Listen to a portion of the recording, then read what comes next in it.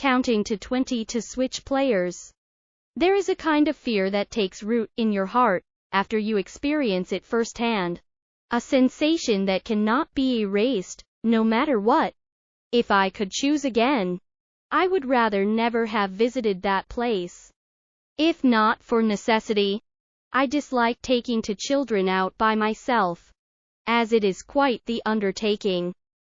The younger one is still just a few months old and needs to be carried, while the older one, being over 4 years old, is theoretically old enough to hold hands, but his behavior is often uncontrollable. The primary reason I agreed to my friend's invitation was curiosity.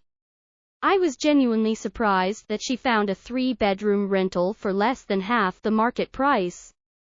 To familiarize ourselves with the area, we arranged to meet at the community at 6 o'clock in the evening. If all went well, we would sign the contract with the landlord at 6:30. My sons and I arrived around 5:30, and since we had some time, we wandered around the vicinity. There was a convenience store, a breakfast shop, and some snack stalls outside the community, which seemed quite convenient.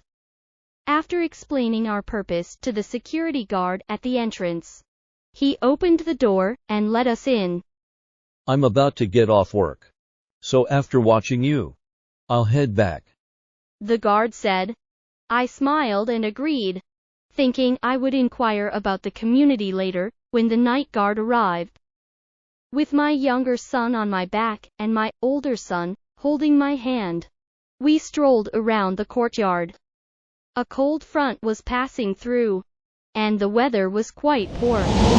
Chiang-Chu is known for its strong winds, and at that moment, it felt almost like a typhoon was blowing through.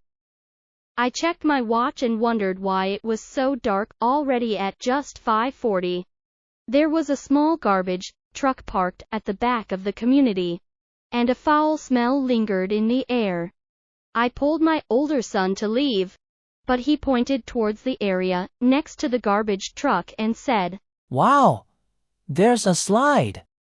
I looked in the direction he was pointing. There was an iron gate, and through its cracks, I could see a large wooden slide in the backyard, along with a swing set beside it. But it's dark over there, and there is no one around. How about we come back and play during the day, when it is bright? I said.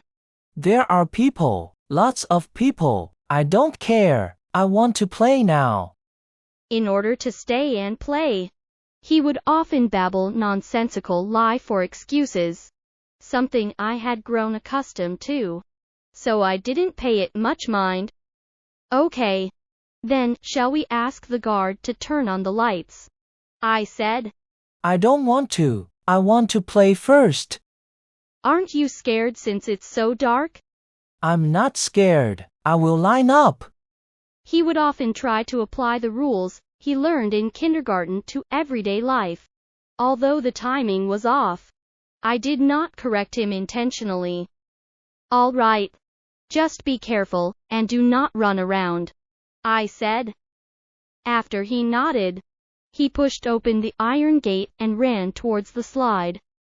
I carried my sleeping younger son to the security office, only to find the door locked and the lights off.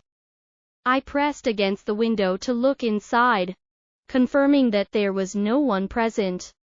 I then saw a notice inside that read resting, and below it, the small print stated, on duty from 9:30 a.m. to 5:30 p.m. On my way back to the play area, I found it odd that there was no night guard in such an unusual community. 18. Near the iron gate, I heard my older son counting. 19. I looked inside. He was swinging back and forth happily on a swing. 20.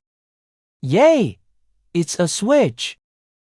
My son climbed down from the swing and happily jumped in place.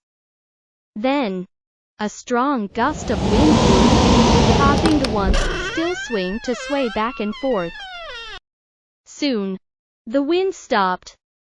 In the darkness, however, the swing's motion began to increase.